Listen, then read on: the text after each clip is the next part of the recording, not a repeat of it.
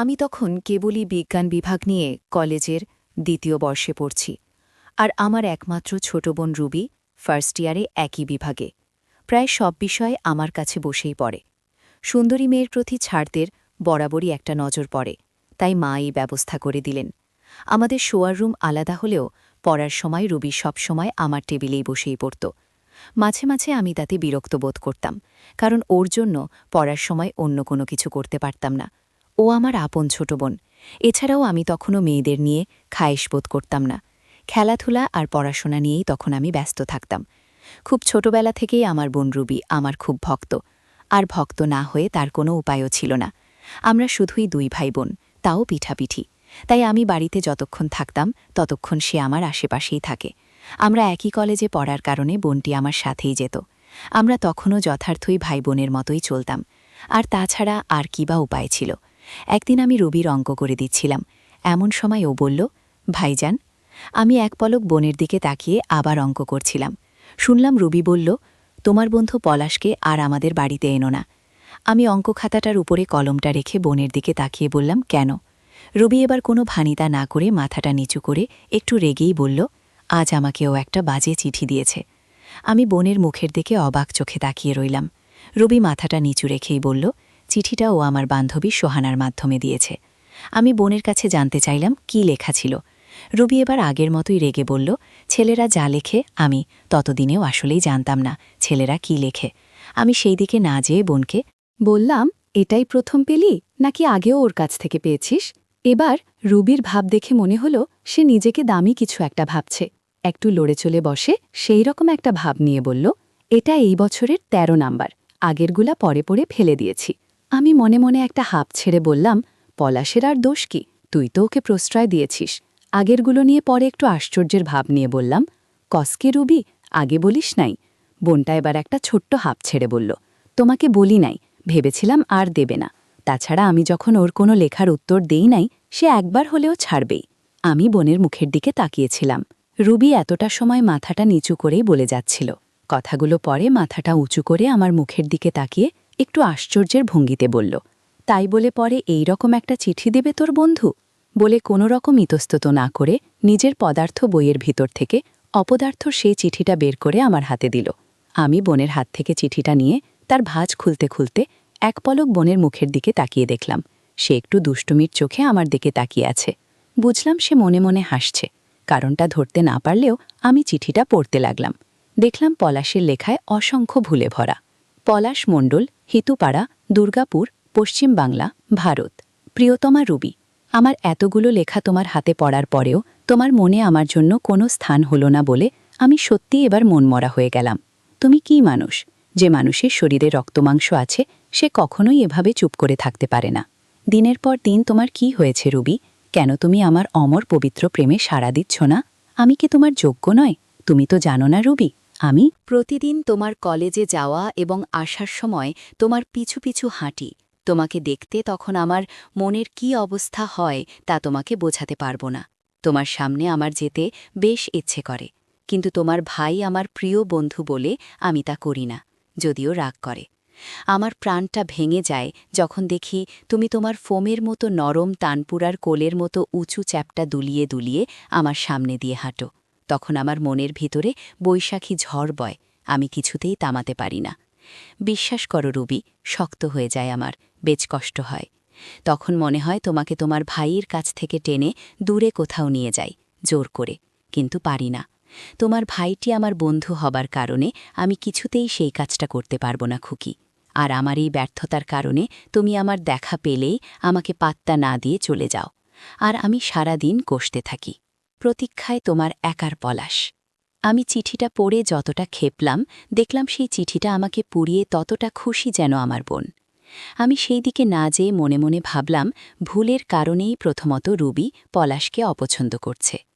সেই চিঠি পড়তে পড়তে আমার পলাশের ওপরে বেশ রাগ হল। তার লেখার ধরন দেখে পরে বোনকে অনেকটা হালকা করার জন্যই পলাশের ভুলগুলো নিয়ে কথা বললাম। পলাশের প্রতিটা ভুলের শব্দ নিয়ে আমার বোন রুবি যেন প্রয়োজনের চেয়ে বেশি হাসতে লাগল। ছোট বোন, তাই আমি তাকে সেখানে থামিয়ে না দিয়ে আমিও তার সাথে সেই হাসিতে অংশ নিলাম। আমাদের হাসাহাসির শব্দ বাড়তে লাগল। বাহিরের দরজায় নকের শব্দে ও মা আমাদের রুমের দিকে আসার শব্দে আমি বোনের দেওয়া সেই চিঠিটা চট করে লুকিয়ে ফেলতেই আমার বোন রুবি প্রক্সি বই পড়ার একটা নিখুঁত অভিনয় করল। আর আমি বোনের সেই অঙ্কের সমাধান করতে বেশ মনোযোগী হলাম, পাকা অভিনেতা অভিনেত্রীর মতন। এর মাসখানিক পরে একদিন বাসাটা খালি ছিল। বন্ধের দিন, মা বাবা কোথায় যেন গিয়েছেন, এখন ঠিক মনে করতে পারছি না। আমরা প্রতিদিনের মতোই পড়তে বসেছি। তখন খেয়াল করলাম ওর মাঝে কেমন যেন একটা পরিবর্তন এসেছে। পরিবর্তনটা মন দিয়ে অনুভব করতে পারলেও কিন্তু কি সেটা ধরতে পারছিলাম না ততক্ষণেও। রুবিকে জ্যামিতে বোঝাচ্ছিলাম। দেখলাম বোনটা সহজ বিশ্বাসটাকেও বারবার ভুল করছে। আমি রাগারাগি করলাম ওর সাথে, কিন্তু তাতে ওর কোনো ভ্রুক্ষেপ নাই। বরং সে আমার থেকে মাঝে মাঝে দুষ্টু হাসি হাসতে মুচকি মুচকি হাসছিল। হঠাৎ করে তার তাকানেই ও হাসিটা আমার চোখে পড়তেই আমার কিছুটা সন্দেহ হলো। পরে মনে হলো ও আমার সাথে মজা করছে। আমি এটাও খেয়াল করলাম ও ইদানিং নতুন এবং টাইট ফিটিং কাপড় পরা শুরু করেছে। এছাড়া ওনাটাও জায়গায় নাই। এক মুহূর্তেই সব পরিষ্কার হয়ে গেল যে আমার বোন এখন পুরোপুরি যৌবনবতী হয়ে গেছে, যৌবন সম্পর্কে আগ্রহী হয়ে উঠেছে, নতুবা কারো প্রেমে পড়েছে। মনে মনে ভাবলাম, সে তো আবার সে বদমাইশ পলাশ না। পরে আমি বোনের ভাব দেখে আর লোভ সামলাতে না পেরে খাতার উপরে কম্পাসটা রেখে রুবিকে জিজ্ঞাসা করলাম, সত্যি করে বলতো রুবি, তোর কি হয়েছে? শুনে রুবি এমন একটা ভাব করল যেন আমি একটা অবান্তর প্রশ্ন করেছি। সে বলল, কি হবে? আমি এবার বোনকে খোলাখুলি প্রশ্ন করতেই রুবির মুখের দিকে তাকিয়ে বললাম, কারো প্রেমে পড়েছিস নাকি? এবার রুবি একটু লড়ে চড়ে বসল। মনে হলো কথাটা তার মনপুত হয়েছে। সে এবার আমার দিকে একটু ঝুঁকে সুচিত্রা সেনের মতো তাকিয়ে বলল, কিভাবে বুঝলা ভাইজান? আমি ব্যাপারটাকে আর কিছুটা উচকে দিতেই বললাম, আগে কখনো তোকে এরকম পোশাকে দেখি নাই, আর তোকে পড়াশোনায় এতটা উদাস হতেও দেখি নাই। দেখলাম আমার কথাটা শুনে রুবি এমন একটা ভাব করল যেন আমার কথাটা সে আশা করছিল, কিন্তু মানছিল না। বলল, তোমার ধারণা ভুল। পরে চেয়ারে সোজা হয়ে বসে বলল, এইসব কিছুই না। আমি দেখলাম রুবি নিজেকে আমার দিকে যেন ঠুলে ধরেছে, ফলে বেশ লোভনীয়ভাবে ফুটে উঠেছে আমার সামনে। এবার আমি জোর দিয়ে বললাম, না, আমার মনে হচ্ছে তুই কিছু একটা লুকাচ্ছিস। রুবির মুখের সেই হাসিটা এবার আর স্পষ্ট হতে সে বলল, তোমার মাথায় সমস্যা হয়েছে। পড়া বুঝাতে না পেরে এবার উল্টাপাল্টা বলা শুরু করছো। আমি বরং যাই। আমি রুবিকে কিছু একটা বলবো, সে সেই সুযোগ না দিয়ে উঠে চলে গেল। আমি কিছুটা সময় তার দিকে তাকিয়ে রইলাম। এর কয়েকদিন পরে আবার বাসাটা খালি হতে রুবি সেই বড় গলার গেট বলা যায় না, আবার লংও বলা যায় না, মাঝামাঝি ধরনের এমন একটা নীল রঙের স্কার্ট পরে আমার কাছে পড়তে আসলো। আমার অবস্থা যায়, শত হলেও সে প্রাপ্ত একটা মেয়ে, আর আমি একটা ছেলে। আমার যে কি অবস্থা হলো তাকে কেন কাউকেই বলে বোঝাতে পারবো না। সেদিনও আমার বোন রুবি ওড়নাটা নির্ধারিত জায়গাও না রেখে তার গলার সাথে বাজিয়ে রেখেছিল, হিন্দি সিনেমার নায়িকাদের মতন।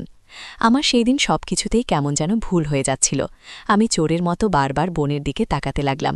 রুবি সেটা বুঝতে পেরেই হয়তোবা পা দুটো যতটা সম্ভব সামনের দিকে ফুলিয়ে বসেছিল।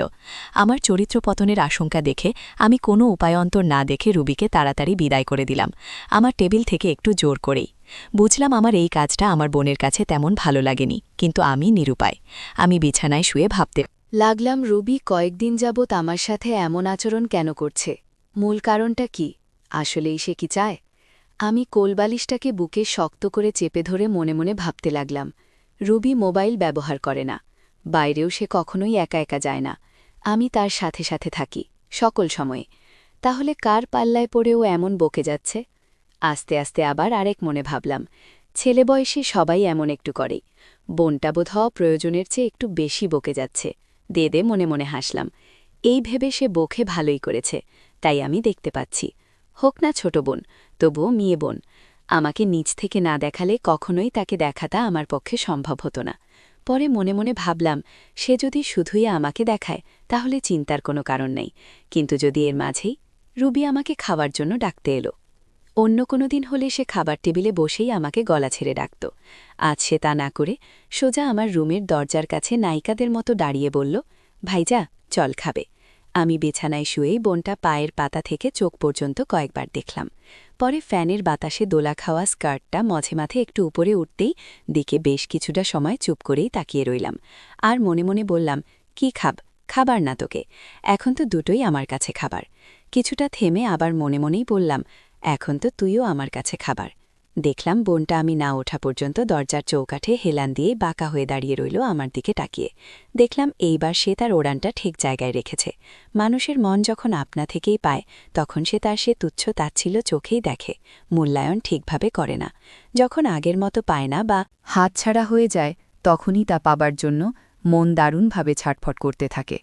ভিতরে ভিতরে কেউ তা বোঝে, কেউ তা বোঝে না বা কেউ কখনোই বুঝতে চায় না। আমারও তাই হলো। আমিও মনে বোনটাকে আবারও আগের মতোই শুধু একবার দেখার জন্য ছটফট করতে লাগলাম। বোন তা বুঝল না নাকি বুঝেও না বোঝার ভান করল বুঝলাম না। খেয়ে আবার ফ্রেশ হয়ে পড়তে বসলাম। সামনে পরীক্ষা, কিন্তু কিছুতেই পড়ায় মন বসাতে পারলাম না। বাধ্য হয়েই শুয়ে পড়লাম। কিন্তু কখন যে এপাশোপাশ করতে করতে ঘুমিয়ে পড়লাম বলতে পারব না। যতটা অনুমান করতে পারি, সকালের দিকে সেই রাতেই কাকতলীয়ভাবে বোনটাকে নিয়ে একটা স্বপ্ন দেখলাম। ঠিক স্বপ্ন বলা যাবে না, কারণ সেই রাতে ওকে নিয়ে আমার স্বপ্নদোষ হয়েছিল। আমার আগেও বহুবার স্বপ্নদোষ হয়েছিল, কিন্তু কখনোই আমার সেই স্বপ্নে রুবি আসত না।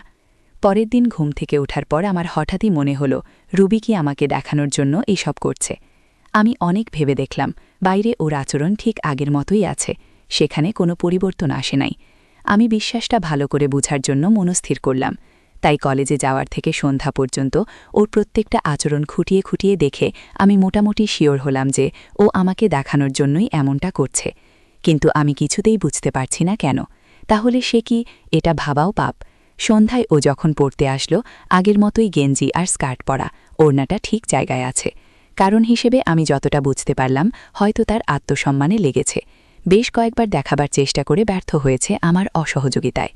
বুঝতে পারলাম ব্যাপারটা তার মাথায় ভালোমতোই ঠুকে গেছে। যতই আপন বোন হোক, সামনে মেলে ধরলে সে শুধু চোখ মেলে দেখবেই না, বরং চেখে দেখার সুযোগ খুঁজবে। আমি তার বাইরে না। আমি 5 মিনিটে মনে হয় 3 বার তাকিয়েছি ওর দিকে। প্রতিবারই ব্যর্থ, তার ওঠনার জন্যে। চতুর্থবার তাকানোর সময় কাঙ্ক্ষিত বস্তু বইয়ের দেখা মিলল গতকালকের চাইতে আকর্ষণীয় রূপে। বুঝলাম রুবি আমাকে দেখানোর জন্যেই নিচের দিকে ঝুঁকে অঙ্কে করে যাচ্ছিল, আর আটকে গেলে খাতার দিকে তাকিয়ে আমাকে জিজ্ঞাসা করতে লাগল, আমাকে সুযোগ করার জন্যে। প্রায় 5 মিনিট আমি পড়াতে মন বসাতে চেষ্টা করলাম, কিন্তু কিছুতেই না। আমি পড়ায় মন বসাতে পারলাম না, কারণ তখন আমার সারা মাথা জুড়ে একটা বিষয় ছিল। সে হলো রুবি মাকে যেন একটা জিজ্ঞেস করতে আমার রুমের দিকে আসতেই দেখলাম রুবি দ্রুত সোজা হয়ে বসেই ওড়নাটা ঠিক করে নিল, যদিও তার ঠিক করার কোনো প্রয়োজনই ছিল না, কারণ সে দরজার দিকে পেছন ফিরেই বসেছিল, আর মা চৌকাঠের ওপার থেকেই চলে গিয়েছিল। সেদিন ওখানেই শেষ হলেও সে সেই একইভাবে আমাকে প্রতিদিন নিজেকে দেখিয়ে দেখিয়ে যেন আমাকে তাতিয়ে রাখছিল, বড় কিছু পাবার প্রত্যাশায়। এর মাঝে নানু অসুস্থ হওয়ায় মা চলে গেলেন নানার বাড়ি। বাবা বাড়িতে শুধু শুক্রবার আর শনিবার থাকেন, কারণ উনি চাকরি করেন শহরে। নানুকে দেখতে আমরাও যেতে চেয়েছিলাম, কিন্তু সপ্তাহ দেড় পরেই পরীক্ষা থাকার কারণে আর তা হয়ে ওঠে নাই। অনেক পড়া বাকি। নানুর অবস্থা ভালো না থাকায় মা মামা বাড়িতে যেয়ে থেকে গেলেন। এরপর শুধু আমরা দুজন বাসায়। রান্না রুবি করে খেয়ে দুজনেই থরতালা দিয়ে কলেজে যাই একসাথে। বাসায় আসি। আমার মাথায় তখন শয়তান ভর করেছে। নানান আজেবাজে চিন্তা ঘুরতে লাগল ছোট বোনটাকে নিয়ে। বাসায় এসে দেখলাম রুবি রান্না চলে গেল, আর আমি বিছানায় শুতে ঘুমিয়ে পড়লাম। কিছুক্ষণ পর রুবি আমাকে ডেকে উঠালো খাওয়ার জন্যে। ওকে কখনোই আমি এই অবস্থায় দেখি নাই, তবে আমি একটা জিনিস খেয়াল করে দেখলাম। আমরা যখন খাচ্ছিলাম তখন চাচি খোঁজ নিতে এলো আমাদের কোনো সমস্যা হচ্ছে কিনা। দরজার নকির শব্দ শুনেই রুবি তাড়াতাড়ি উঠে চেয়ারের উপরে রাখা লাল নীলের মিশ্রণের ওড়নাটা চট করে পড়ে নিল। রুবি চাচির সাথে কথা বলতে বলতে খেতে লাগল। আমি খাওয়া শেষ করে আমার রুমে চলে গেলাম। চাচি কখন গেল বলতে পারব না। আমি যখন খেলতে যাবার জন্য তৈরি হলাম দেখলাম রুবি ওড়ানা ছাড়া আমার রুমে এলো। আমাকে একটা ছোটখাট বাজারের লিস্ট ধরিয়ে দিল। আমি এবার বাইরে বেশি সময় থাকতে পারলাম না। সাধারণত খেলার পরেও আমরা বন্ধুরা অনেকটা সময় নিয়ে গল্প করে যে যার বাসায় ফিরতাম, কিন্তু আজ তাড়াতাড়ি ফিরলাম। 2 কারণে। রুবি আমারে আদরের ছোট বোন, আর 2 বাজার করতে হবে, তাই। মাগরিবের আগেই বাজার নিয়ে বাসায় ফিরলাম। আমার দ্রুত বাসায় ফেরাটা রুবির কাছে বেশ ভালোই লাগল, সেটা তার হাবভাব দেখেই বোঝা গেল। ও আমাকে বলল ওকে হেল্প করতে। আমি সাথে সাথেই রাজি হলাম, কারণ সম্পদ দেখতে পাবো ভেবে। দেখলাম যেমনটা আশা করেছিলাম তার থেকেও বেশি হলো। খুশি মনে ওর সব হুকুম চাকরের মেতাই পালন করলাম। যতক্ষণ বোনটা রান্না করল ততক্ষণ আমি ওর আশেপাশেই থেকেই মাপতে লাগলাম চোখ দিয়ে। সন্ধ্যার পর যথারীতি দুজনেই পড়তে বসলাম, সেই একই রুমে। আমার পড়া তখন চুলো উঠেছে মাথায়, শুধু রুবির চিন্তা। কি করা যায়, কি করে কি করা যায় তাই ভাবছি সারাক্ষণ। রুবির একটা অঙ্ক করতে গিয়ে বারবার ভুল করছিলাম, যা আমি আগে কখনোই করি নাই। রুবি তখন বলে ফেলল, ভাইজান তোমার কি হয়েছে? কয়েকদিন যাবৎ ঠিকমতো কিছু পারছ না বলে আমার মুখের দিকে তাকিয়ে সেই হাসিটা হাসল। আমিও এবার খালি ঘরে লাজলজ্জার বিসর্জন দিয়ে বোনের সাথে সেবার বিষয়ে কথা বলার জন্য সাহস করে এবার পোশাক দেখিয়ে বললাম, এইভাবে তুই যদি আমার সামনে বসে থাকস তবে মনোযোগ অঙ্কে থাকবে কিভাবে বলতো? আমি ঢেলেই বুঝতে পারলাম আমার কথা শুনে বোনের মনে যেন একটা ঢেউ খেলে গেল। তার চোখে মুখে একটা ভালো দুষ্টমির খেলা খেলাতে লাগল। আমি এবার বোনের পুরো মনের ভাবটা বোঝার জন্য একটু মান করেই বললাম, এইভাবে পড়াতে আমি অবস্থ। মনে হলো সে মাথা কাত করে আমার সমগ্র কথা শুনে তার ভালোই লাগল। সে এবার বেশ ভাব নিয়ে বলল, এখন থেকে আমাকে দেখে অভ্যেস কর ভাইজা, নইলে পরে নিজেকে কন্ট্রোল করতে পারবি না। অন্য মেয়ে দেখলে? আমি রুবির চোখের দিকে তাকিয়ে এবার একটু ভ্রু কুচকিয়ে মনে মনে বললাম, বলে কি? পরে বোনের কথা শুনতে শুনতে এবার সরাসরি বোনের দিকে এক নজরে তাকিয়ে রইলাম। রুবি সোজা হয়ে বসেই নিজের দম নেবার ভান করে আমাকে জ্ঞান দেবার ভান করে বলল, এই ধর ভাইজান, আমি তোর একটা মাত্র আপন ছোট বোন। আমাকে নিয়ে তো তুই জানিলেও তেমন খারাপ কিছু ভাবতে পারবি না, বলে আমার চোখের দিকে তাকিয়ে একটা হাসি হাসে।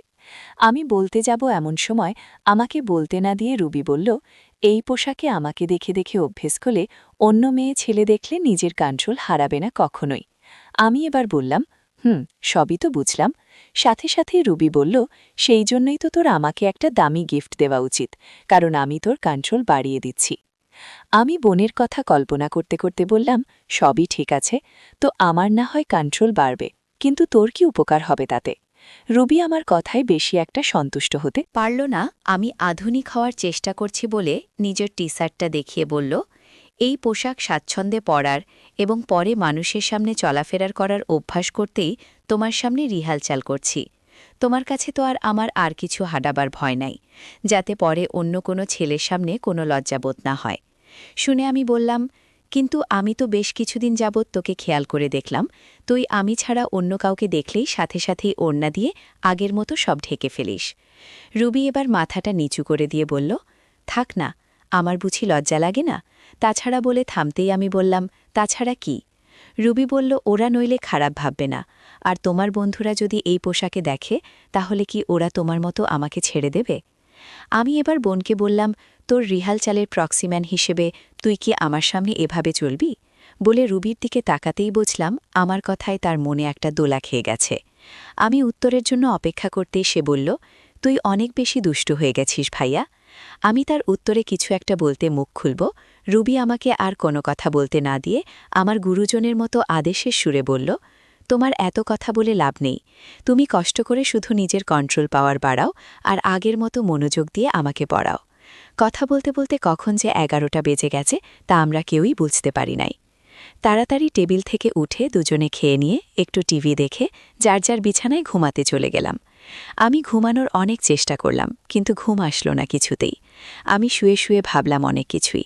পরে আস্তে করে উঠে ডাইনাম পেরিয়ে সোজা রুবির রুমের কাছে যেয়ে দেখলাম রুবির রুমের দরজাটা মেলা, জানালার পর্দায় দিয়ে করে নিজের বিছানায় শুয়ে আছে, যেন সে কোনো কিছুর বা কারো প্রত্যাশায় প্রহর গুনছে।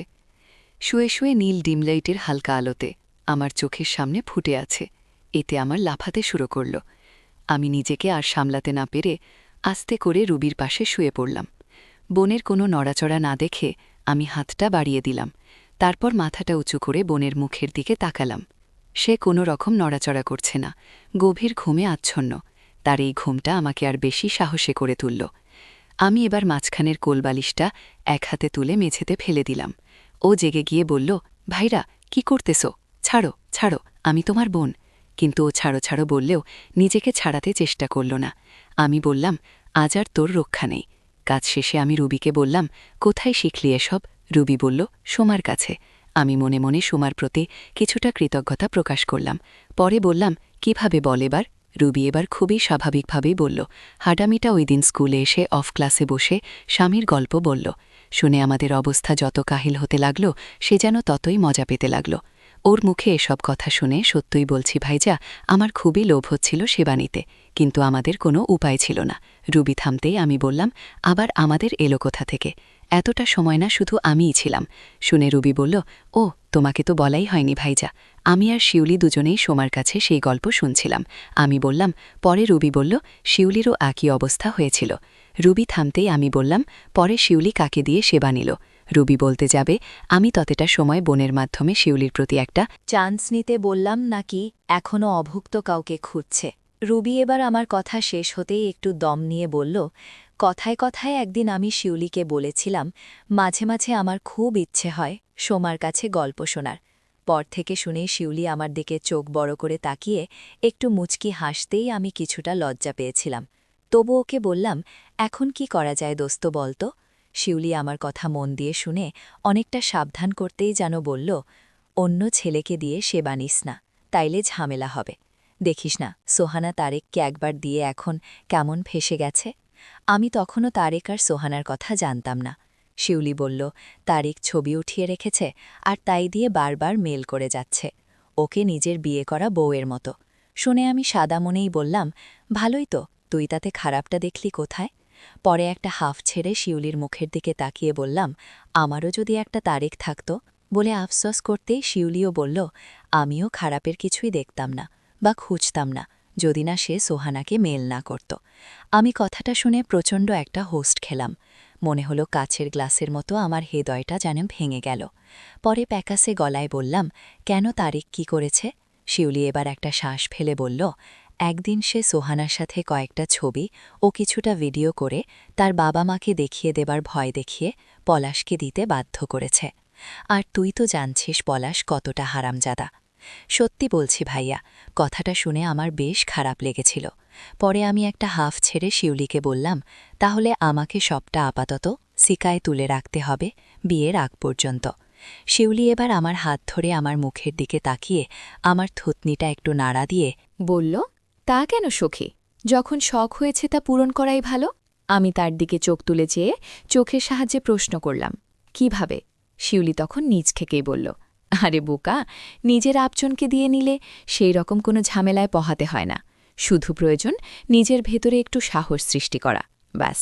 আমি তার দিকে তাকাতেই শিউলি এবার একটু লাজুক ভঙ্গিতে আমার দিকে চেয়ে বলল, সবাই করে, কেউ বলে কেউ বলে না, এই যে আমিও সেবা নিয়ে বেড়াই। বলে আমার হাতটা ছেড়ে খোলা জানালার দিকে যেতেই আমিও তার পিছু পিছু হাঁটলাম। আমি তার পাশে দাঁড়াতেই সে আমার কাঁধ ধরে একটা নাড়া দিয়ে আবার বলল, তুই জানোস? আমি ভ্যাবলাকান্তর মতো তার মুখের দিকে তাকিয়ে রইলাম। সে এবার নিজ থেকে বলল, জানোস না? পরে বেশ কনফিডেন্স নিয়েই বলল, আর আমি জানি, কেউ সেটা কখনোই জানবে না। আমি মন্ত্রমুগ্ধ হয়ে তার কথা শুনতে লাগলাম। শিউলি এবার খুবই স্বাভাবিক ভঙ্গিতেই বলল, আমার যখন খুব ইচ্ছে হয় তখন চাচাতো ভাই শ্যামলকে দিয়ে খিদে মেটাই। পরে আমার দিকে তাকিয়ে বলল, তুইও তেমন একজনকে জোগাড় করে নে দোস্ত। আমি একটা দীর্ঘশ্বাস ফেলতেই শিউলি আমার হাত ধরে অনেকটা মন খারাপ করে বলল, তুই কি করবি? তোর তো চাচাতো ভাইও নাই। আমি বললাম, তবে একটা মামাতো ভাই আছে। শিউলি সাথে সাথে আমার হাতটায় একটা ঝাঁকি মেরে বেশ আনন্দ সহকারেই যেন বলল, তাহলে তো সমস্যার সব সমাধান হয়ে গেল। আর চিন্তা কি একটা আনন্দ, তোকে তা ভাষায় বোঝাতে পারব না। আর লজ্জা করে লাভ নেই, আমি তোকে বলছি যা। আমি এবার শিউলির মুখের দিকে করুণ দৃষ্টিতে তাকিয়ে বললাম, কিন্তু একটা সমস্যা আছে। শিউলি জানতে চাইতেই আমি বললাম, ওর মুখ খুবই পাতলা। আর তখনই চট করে শিউলি আমার হাতটা তার দিকে টেনে ধরে বলল, খবরদার বলছি রুবি, মুখ পাতলা ছেলেদের কাছে কখনোই দড়ি দিবি না, তাহলে পুটটায় ফাঁসবে। মুখ পাতলা ছেলেদের কাছে দড়ি দেওয়ার থেকে আরেকটু সাহস করে নিজের ভাইদের হাতে দেওয়া অনেক ভালো।